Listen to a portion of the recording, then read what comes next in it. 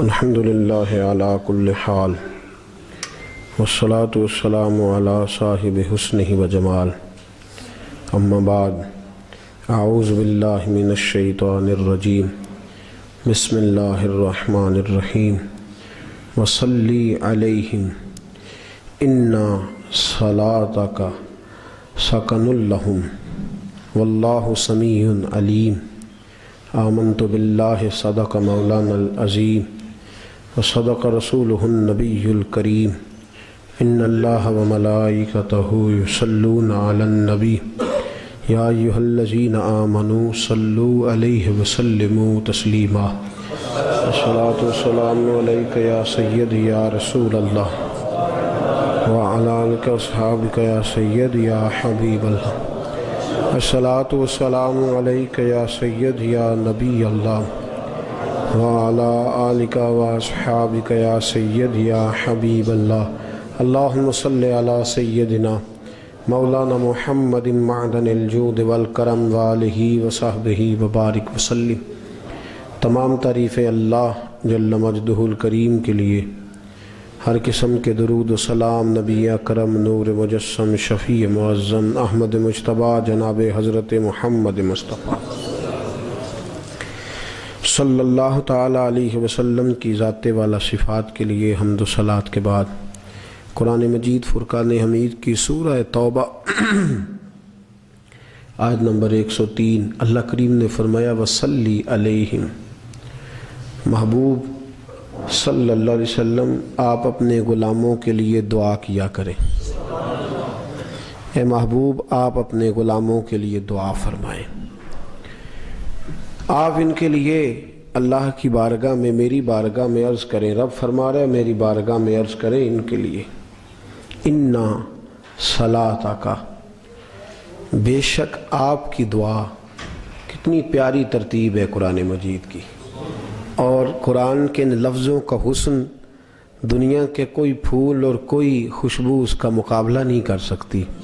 فرمایا آپ وصلی علیہم، آپ اپنے غلاموں کے لیے دعا کر دیں۔ اِنَّا صَلَاتَكَ، بے شک آپ کی دعا سَكَنٌ لَّهُمْ، ان کے دلوں کو سکون عطا فرما دے گی۔ آپ کی جو دعا ہے وہ ان کے دلوں کے لیے بولیے سکون کا باعث ہو جائے گی۔ آپ دعا کریں گے تو ان کے دل ٹھنڈے ہو جائیں گے۔ واللہ سمیع علیم، اللہ سننے والا بھی ہے اور جاننے والا بھی۔ آپ ان کے لیے دعا کر دیں، دعا کریں ان کے لیے۔ دو تین تصور ہمارے معاشرے میں باقی کئی اور چیزوں کی طرح وہ بھی دھندلاتے جا رہے ہیں۔ دعا کرنے کے معاملے بھی ہم بڑے کمزور ہو گئے ہیں، اور دعا کرانے کے معاملے میں بھی کمزور ہو گئے، اور دعا لینے کے معاملے میں بھی کمزور ہو گئے۔ دعا اگر کسی شخص کے پیچھے ہو تو یوں سمجھ لیں کہ اس کی پشت پہ رب کریم کی رحمت کا سایہ ہے۔ دعا بڑی قیمتی چیز ہے۔ اگر کوئی آپ کے لیے دعا کرتا ہے یا آپ کسی سے دعا لیتے ہیں یا آپ کے پیچھے دعاؤں کے سائے ہیں تو یوں سمجھ لیں کہ اللہ تبارک و تعالی کے غضب کو روکنے کے لیے رب نے خود اپنی رحمت کا ذریعہ آپ کو عطا فرمایا ہوا ہے۔ اس کو معمولی نہ جانیں، ٹھیک ہے نا۔ دعا ایک حیثیت ہے، دعا کی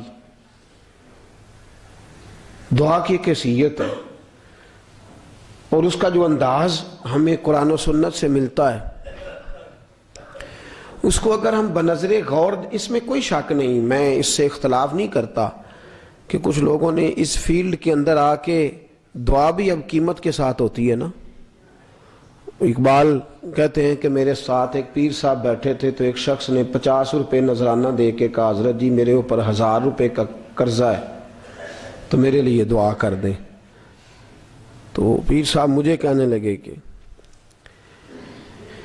اقبال تو دعا کر، تو کہتے میں نے دعا کی کہ یا اللہ اس بیچارے نے 1050 روپے قرضہ دینا ہے تو اس پر فضل فرما اس کا قرضہ اتر جائے، اس کا قرضہ اتر جائے۔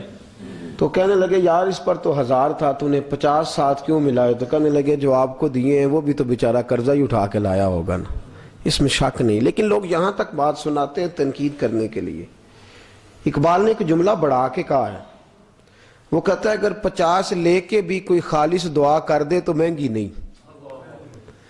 اگر کوئی پیر، کوئی مولوی، کوئی شیخ، کوئی بزرگ اگر لے کے بھی خالص دعا دے دے نا تو کہتے ہیں اس میں بھی پھر مسئلہ، اللہ کرے دے ہی دے۔ دعا لینی چاہیے، دعا کرانی چاہیے۔ اللہ ہر جگہ ہے، لیکن ان رحمت اللہ قریب من المحسنین۔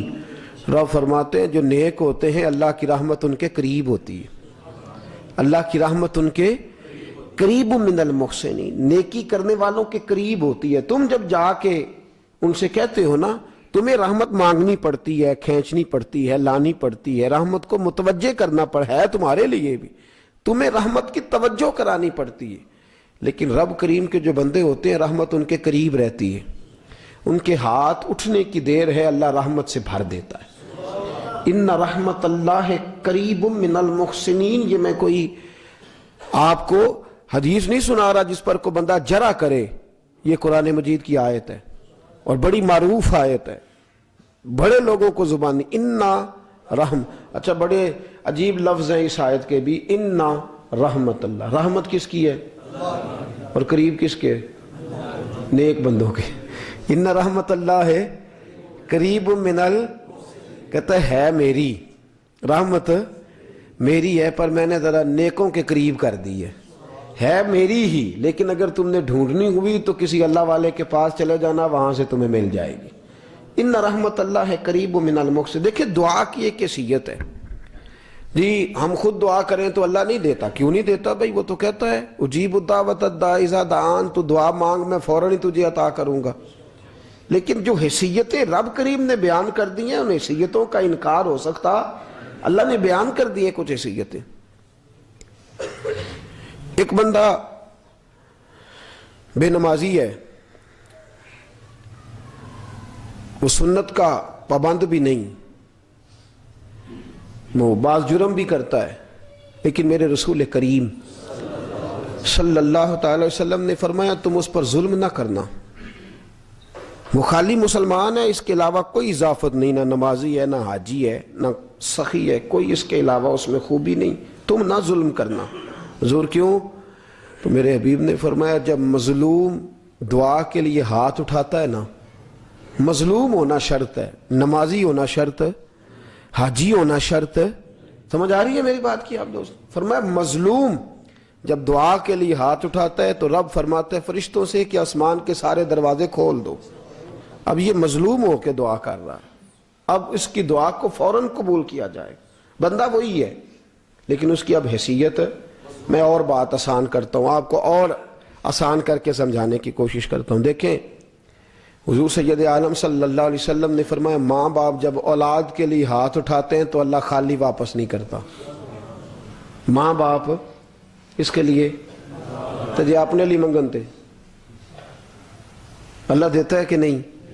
لیکن یہاں جو تعین فرمایا اس تعین کو سمجھیں، ایک حیثیت ان کی بندہ ہونے کی ہے، ایک حیثیت ان کی مومن ہونے کی ہے، ایک حیثیت ان کی امتی ہونے کی ہے، ایک حیثیت ماں اور باپ ہونے کی ہے۔ فرمایا وہ میرا بندے ہونے کی حیثیت سے مانگیں گے تو وہ میرا ان کا رشتہ ہے، میں دوں نہ دوں وہ بندے ہیں، میں مالک ہوں۔ وہ ایک مومن ہونے کی حیثیت سے مانگیں گے تو میں رب ان کا، میں دوں چاہے بھئی جب ذات کے لیے مانگیں گے تو حضور نے پابند نہیں کیا کہ اللہ دے گا کہ نہیں دے گا، اس کی موج ہے، دے چاہے نہ دے۔ لیکن جب باپ بن کے اولاد کے لیے مانگیں گے تو میرا رسول فرماتے ہیں میرا وعدہ ہے اللہ ضرور عطا فرمائے گا۔ جب ماں بن کے اولاد کے لیے مانگے گی تو فرمایا پھر میرا وعدہ ہے کہ اللہ، بندہ وہی ہے لیکن اس کی حیثیت بدل گئی ہے، اس کی دعا کا انداز، بندہ وہی ہے، اس نے جب اپنے لیے مانگا تھا تو وعدے اور تھے، اور جب کسی کے لیے مانگا تو وعدے اور ہیں۔ میرے رسول کریم صلی اللہ علیہ وسلم نے اسی لیے فرمایا ہے، فرمایا دوسروں سے جب تم دعا کراتے ہو نا یا دوسروں کے لیے دعا کرتے ہو تو رب تمہارے سرانے فرشتہ کھڑا کر کے کہتا ہے جو یہ اپنے لیے بھائی کے لیے مانگے گا اللہ اسے پہلے وہ چیز خود اسے عطا فرما دے۔ تو دعا کرایا کریں. حضرت حبیب بن اسلم انہوں نے زیارت کی حضرت ابو دردہ کی. اب ہمارا جو معاملہ ہے نا دعاؤں کا وہ رسمی ہے. بھاجی کی حال ہے؟ کہنے تھوڑی دعا ہے. ان پوچھ پلا چنگی طرح انہیں کدی دعا کیتی ہے تیرے لئی جنہوں جھٹ پٹ کہتا ہی بھاجی تھوڑی جی چاہے اس کی بد دعا ہی ہو. اسلام آباد کے شاعر سے کسی نے کہا تھا کیا حال چال ہے تیرے شہر کا؟ تو اس نے کہا میرا تو اس شہر عداوت میں بسیرا ہے جہاں، میرا اس شہر عداوت میں بسیرا ہے جہاں لوگ سجدوں میں بھی لوگوں کا برا سوچتے ہیں. یہاں کون دعا کرتا ہے کسی کے لیے؟ جناب آپ کی اور کہہ اسے رہے ہیں جس کا دل کرتا ہے کہ اللہ کرے یہ ماری جائے، معاذ اللہ جان چھوٹے. اتنا برا لگتا ہے. عداوتوں کے رشتے ہیں پھر بھی کہتے ہیں تو اڈی جی اور رسم ہے دعا کریا کرو جی. وہ بھی کہتا ہے انشاءاللہ. ہو گئی دعا آپ کے خیال میں؟ اس نے کر دی ہوگی؟ دسو دعا میں یاد رکھیے گا. اس نے رکھ لیا ہوگا؟ بولے تو یہ رسم ہے. تھوڑی دعا ہے جی کیا مطلب ہے؟ اس نے کی ہے دعا کبھی آپ کے لیے؟ پتہ ہے آپ کو کہ اس کی دعا کی وجہ سے اللہ نے پیسے دیے؟ یہاں تو بڑا دعا کرنا بڑا مشکل کام ہے. اعلیٰ حضرت کے والد گرامی مولانا نقی علی خان صاحب رحمۃ اللہ علیہ نے کتاب لکھی آداب دعا پہ. آپ فرماتے ہیں جو کسی کے لیے دعا کرتا ہے نا اصل وہی اس سے پیار کرتا ہے. جب تو کسی کے لیے دعا کرتا ہے تو پہلے تو بغض چھوڑتا ہے، کینہ چھوڑتا ہے، نفرت چھوڑتا ہے، عداوت چھوڑتا ہے. یہ سارے عیب تو نکالتا ہے اپنے دل سے پھر تو دعا کرتا ہے. اور فرمایا جب یہ ساری چیزیں نکل کے دعا ہوتی ہے تو پھر میرا اللہ ضرور عطا فرماتا ہے. پھر رب کریم کی بارگاہ سے انسان کو ضرور جب یہ چیزیں نکال کے کوئی دعا کرتا ہے. ہوتا کیا ہے ہم رسمی گفتگو کرتے ہیں کہ جناب دعا ہے آپ کی، دعا کیجئے گا، دعا کریں گے. دعا محتاج نہیں ہوتی، دعا تو محبت ہوتی ہے. تو دعا حضرت حبیب بن اسلم کہتے ہیں کہ میں جب کوئی مشکل درپیش ہوتی تھی تو میں مسجد میں